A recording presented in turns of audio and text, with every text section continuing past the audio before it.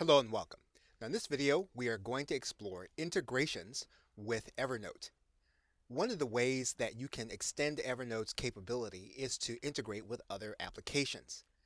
And in order to find out how Evernote works with the applications that you're already using, so if you write the name into the search bar, you'll be able to determine whether or not your application is one that Evernote integrates with directly.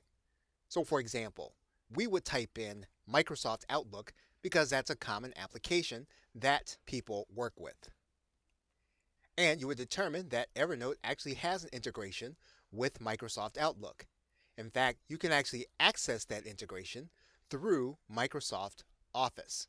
Now, this application only works with Evernote for Business.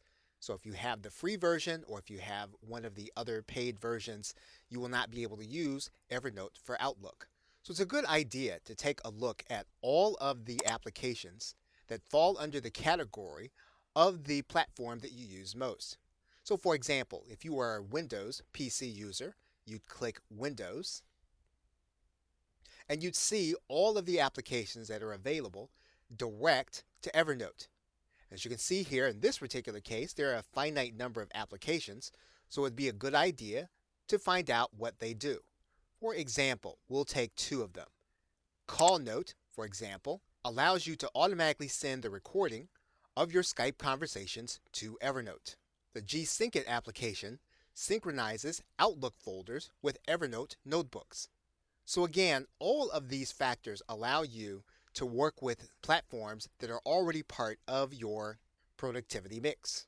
Now you'll notice that Evernote has 6 platforms that it focuses on: the Android platform, iPhone, iPad, Windows, Mac, and then there are also web application or browser applications.